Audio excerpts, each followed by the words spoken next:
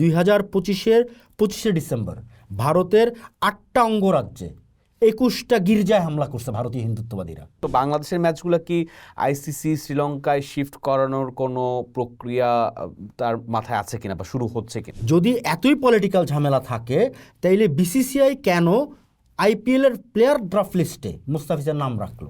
আইপিএলের ইতিহাসে বাংলাদেশি হিসেবে 9,20,00,000 রুপিতে কলকাতার হয়ে খেলার সুযোগ পেয়েছিলেন মুস্তাফিজুর রহমান, কিন্তু এক সিদ্ধান্তেই কেকেআর থেকে ছিটকে পড়লেন তিনি। প্রতিক্রিয়ায় বাংলাদেশ বন্ধ করল আইপিএলের সম্প্রচার।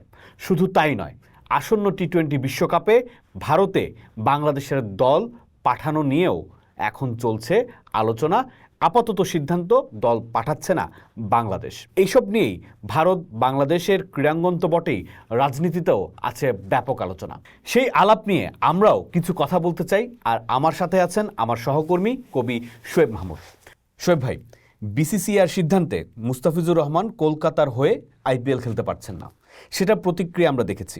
সেই প্রতিক্রিয়া আমরা দেখলাম বাংলাদেশে আজকে ঘোষণা করা হলো যে কোনো সম্প্রচার মাধ্যম আইপিএল সম্প্রচার করবে না। সবচেয়ে বড় ঘোষণাটা এলো, বিসিবি আইসিসিকে চিঠি পাঠিয়েছে টি-20 বিশ্বকাপ খেলতে ভারতের মাটিতে বাংলাদেশের দল পাঠাবে না। আপনার কাছে প্রথমে একটু জানতে চাই যে এই যে বিসিবির সিদ্ধান্ত, এটা কি খুব কঠিন হয়ে গেল শুরুতেই? এই সিদ্ধান্তটাকে আপনি কিভাবে দেখেন? আসলে বিসিবির সিদ্ধান্তটা আমার কাছে মনে হয় ঠিকই আছে। কেন ঠিক আছে? বিসিবির সিদ্ধান্ত থেকে বিসিসিআর দিকে যাই, কারণ বাংলাদেশ যে সিদ্ধান্তটা নিয়েছে সেটা একটা ক্রিয়ার প্রতিক্রিয়া। আচ্ছা, তাহলে ক্রিয়াটা কি ছিল? ক্রিয়াটা ছিল, ধরেন আমি ওই 1983-র ভারতের ওয়ার্ল্ড কাপ জেতা দলের কীর্তি আজাদ, ওনার দিয়ে আমি সাক্ষাৎকারের কিছু অংশ দিয়ে আমি শুরু করি। কীর্তি আজাদ বলতেছেন যে আইপিএলে যে প্লেয়ার অকশনে প্লেয়ারদের নাম দেয় কে?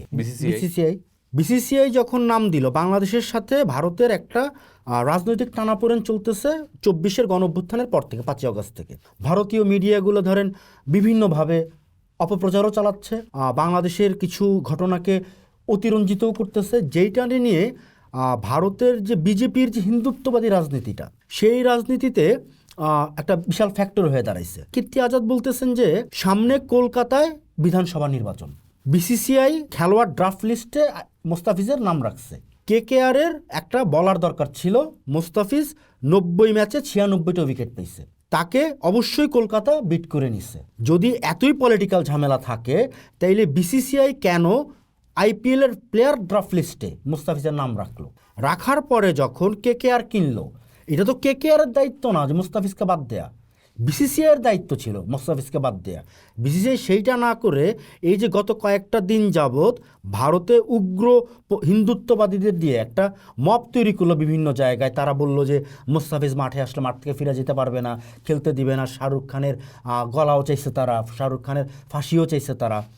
এই যে টোটাল ক্রিকেটটারে রাজনীতিতে নিয়ে যায়, রাজনীতির মতো করে ভারতের যে খেলাটা, এই খেলাটার প্রেক্ষিতে বাংলাদেশ যে সিদ্ধান্ত, সেটা জেন্টলম্যান সিদ্ধান্ত।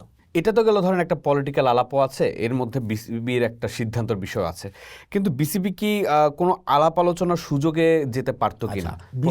আচ্ছা, আমরা যদি টেবিল টকের বিষয়ে আসি, টেবিল টকে নর্মালি বিসিসিআইয়ের কাছে জানতে চাইতে পারতো কেন এই কাজটা করলো, তারপর হয়তো বা পরবর্তী পদক্ষেপে যেতে পারতো। কিন্তু সেটা না করে ধরেন আমাদের ক্রীড়া উপদেষ্টা আসিফ নজরুল সাহেব, উনি প্রথমে হার্ড লাইনে চলে গেলেন। আর টেবিল টকে এই আলোচনাটা মানে এইভাবে আসা উচিত ছিল না। কিন্তু ধরেন একটা ঘটনা তো ঘটে গেছে, রাইট? যেমন আমরা যদি 1996 সালের ওয়ার্ল্ড কাপের দিকেও তাকাই, 96 সালের ওয়ার্ল্ড কাপে শ্রীলঙ্কায় খেলতে যাবে না ওয়েস্ট ইন্ডিজ এবং অস্ট্রেলিয়া, তারা সিদ্ধান্ত জানাইছে মাত্র 4 দিন আগে। তখন তো আসলে শ্রীলঙ্কান বোর্ডের টেবিল টকের কোনো জায়গা নেই। ক্রিকেট টি-20 ওয়ার্ল্ড কাপের 1 মাস আগে বাংলাদেশের মুস্তাফিজুর রহমানকে নিয়ে ভারত কলকাতা কেন্দ্রিক যে রাজনীতিটা বিজেপি জমায় তুললো, এতে আলটিমেটলি লাভ হইল কার, লস হইল কার? লাভ বলতে কারো দেখতেছি না লাভ, লস হইতেছে। এমনিতে ক্রিকেটটা গ্লোবাল স্পোর্টস না, যেমন ফুটবল গ্লোবাল স্পোর্টস, ক্রিকেটটা গ্লোবাল স্পোর্টস না। আপনি মাত্র 12টা টেস্ট প্লেয়িং কান্ট্রি, সে 12টা টেস্ট প্লেয়িং কান্ট্রির মধ্যে থেকে পাকিস্তানের সাথে আপনার আগে থেকে পলিটিক্যাল ঝামেলা। আপনি পাকিস্তান অলরেডি শ্রীলঙ্কায় খেলতেছে, একদিনে 3টা করে ম্যাচ হবে। তো ওই সময় আপনি মুস্তাফিজ ইস্যুকে নিয়ে এই রাজনীতিটা না করলে হয়তোবা বিসিবি এই হার্ড লাইনে যেত না। কারণ আমরা তো অ্যাজ এ ক্রিকেটিং নেশন হিসেবে বিসিবি কখনোই আজ পর্যন্ত যেমন দেখেন কোনো দেশ যখন জিম্বাবুয়ে ট্যুরে রাজি হইতেছে না, জিম্বাবুয়ে তখন মানি ইনফ্লেশন চলতেছে, আমেরিকার দেওয়া চলতেছে, স্যাংশন চলতেছে, হারারেতে মানুষ না খেয়ে মারা যাচ্ছে, ওই অবস্থাতেও বাংলাদেশ জিম্বাবুয়ে ট্যুর করে আসছে। মানে বাংলাদেশ অলওয়েজ খেলার বিষয় নিয়ে, আমরা ক্রিকেট প্লেয়িং নেশন হিসেবে ছোট না বড় সেই আলাপে যাব না, কিন্তু খেলার বিষয় নিয়ে বাংলাদেশ বোর্ড সবসময় ওই অপর প্রান্তে থাকা দেশটার দিকে নমনীয় ছিল। এখানে যদি আমি আপনাকে একটু ইনক্লুডও করি, যেমন বিসিবির পরিচালক আকরাম খান, সাবেক ক্রিকেটারও, সাবেক অধিনায়কও বটে বাংলাদেশের, উনিও একটা গণমাধ্যমকে বলেছেন যে খেলোয়াড়দের স্বার্থটাকে বিসিবি আগে দেখছে। আবার বিসিবির এই সিদ্ধান্ত নিয়ে নানা রকম প্রতিক্রিয়াও আছে, ভালো মন্দ সমালোচনা বা আলোচনা সব কিছু আমরা দেখছি। কিন্তু এখন বিসিবি চিঠিটা পাঠিয়েছে কিন্তু আইসিসিকে। আইসিসির এক্ষেত্রে করণীয় কি? আচ্ছা, আইসিসির বাইলজ অনুযায়ী কালকে আমরা দেখতেছিলাম যে আইসিসির একটা বাইলজ আছে।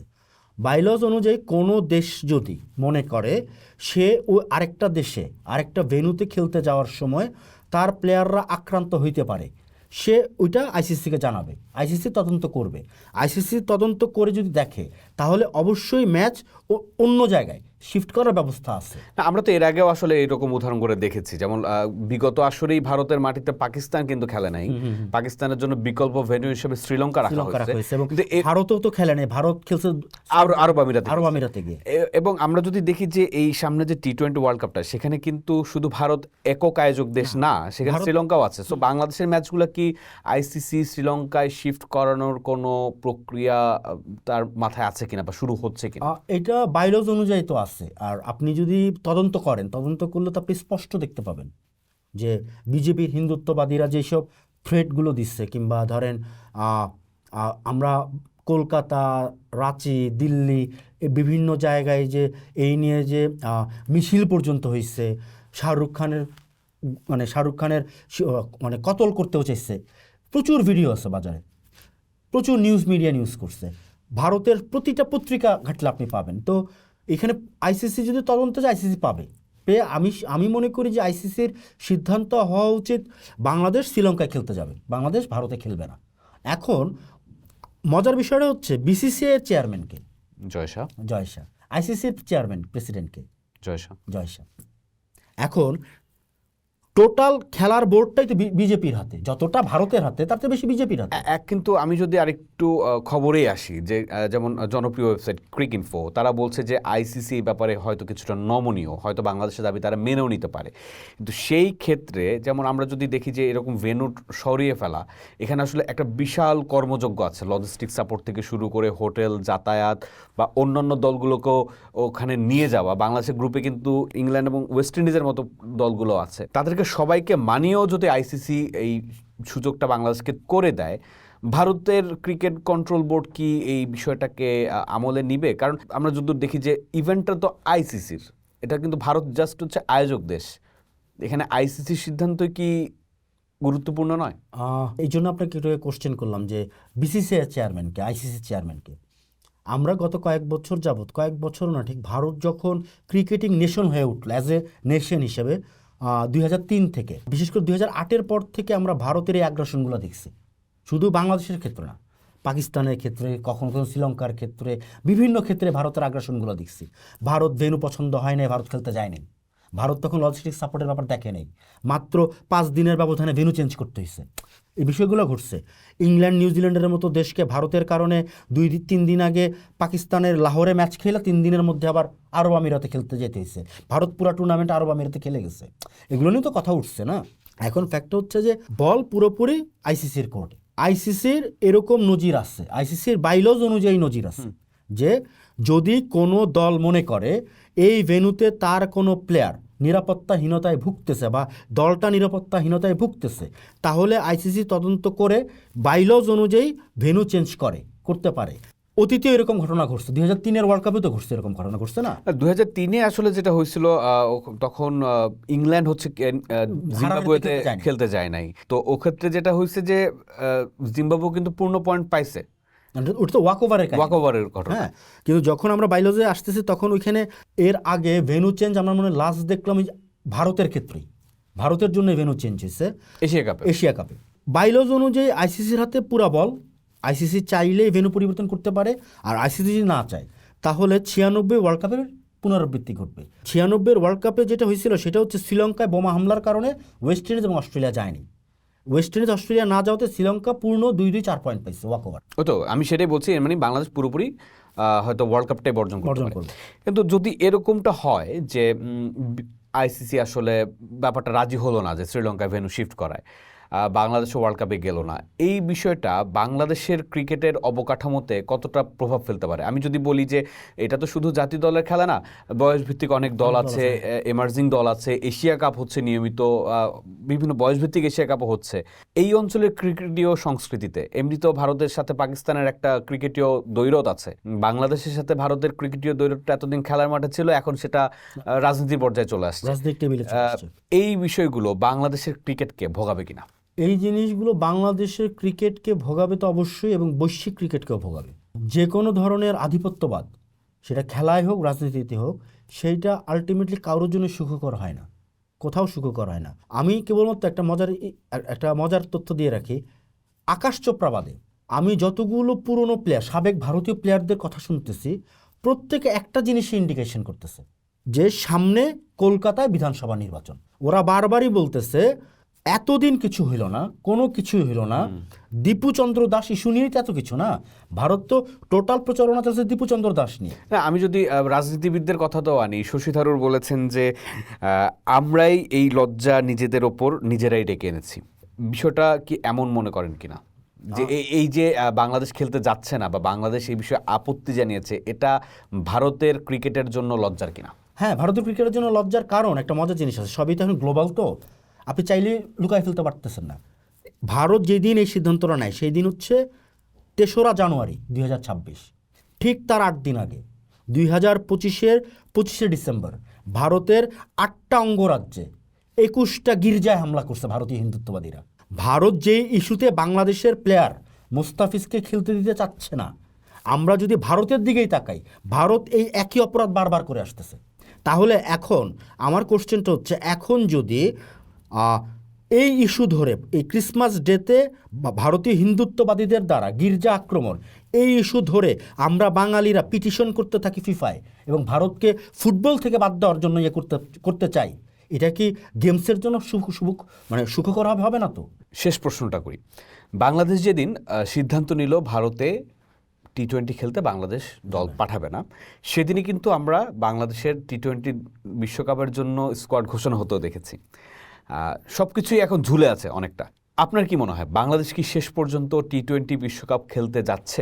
আইসিসি যদি আধিপত্যবাদের বিরুদ্ধে থাকে, খেলাটা টুর্নামেন্ট চালাইতে চায়, আইসিসির মাথায় রাখতে হবে যে বাংলাদেশ আইসিসির টেস্ট প্লেইং কান্ট্রি।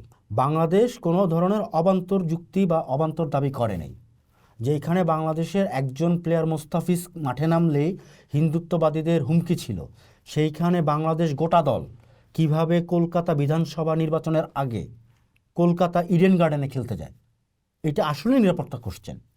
এখন আইসিসির জয়শাকে বিসিসিআইয়ের জয়শাহ না হয়ে আইসিসির জয়শাহ হয়ে উঠতে হবে। কারণ আমরা দেখতেছি গত কয়েকদিন যাবতে বাজে একটা দেওয়া হয়েছে যে রবিবার আইসিসির অফিস বন্ধ। আমরা বহুবার ক্রিটিক্যাল মুহূর্তে আইসিসির অফিস শনিবার রবিবার দেখিনি, আমরা আইসিসির মিটিং দেখছি। কিন্তু বাংলাদেশের ক্ষেত্রে যখন কোশ্চেনটা আসে আইসিসির অফিস বন্ধ, আমার যেটা মনে হচ্ছে যে এমন একটা সিদ্ধান্ত আসতে পারে যে ভারত ভেন্যু চেঞ্জ করবে না। বাংলাদেশ ক্রিকেট বোর্ডের সভাপতি আমিনুল ইসলাম বুলবুল, তিনিও একজন সাবেক ক্রিকেটার, বাংলাদেশের অধিনায়ক ছিলেন। আইসিসিতে তিনি কোনো বলিষ্ঠ ভূমিকা রাখতে পারেন কিনা এই বিষয়টা? আমার মনে হয় উনি রাখতে পারবেন। আমি চাচ্ছি বাংলাদেশ ক্রিকেটটা খেলতে যাক, শ্রীলঙ্কায় খেলতে যাক। ভারত তো না, আইসিসির সিদ্ধান্তের উপর এখন আমরা অনেকাংশে নির্ভর করতেছি। আইসিসি আজকে তো সোমবার, আজকে রাতের সিদ্ধান্ত জানানোর কথা যে কতটুকু কি হইল, কারণ বাইলজে স্পষ্ট লেখা আছে। এখন অন্যান্য কান্ট্রি, আপনি নিশ্চয়ই জানেন যে আইসিসির সিদ্ধান্ত শুধুমাত্র প্রেসিডেন্ট একা নেন না, একটা বডি আছে। এখন ওই বডির সর্বসম্মতিক্রমে কি আসে সেটার জন্য আমাদের অপেক্ষা করতে হবে। তবে আমি চাই যে খেলাটা মাঠে গড়াক। ধন্যবাদ শোয়েব ভাই। দর্শক, আমরাও চাই খেলাটা মাঠে গড়াক, সব অনিশ্চয়তার অবসান হোক, বাংলাদেশ খেলুক টি-20 বিশ্বকাপে। ধন্যবাদ সবাইকে।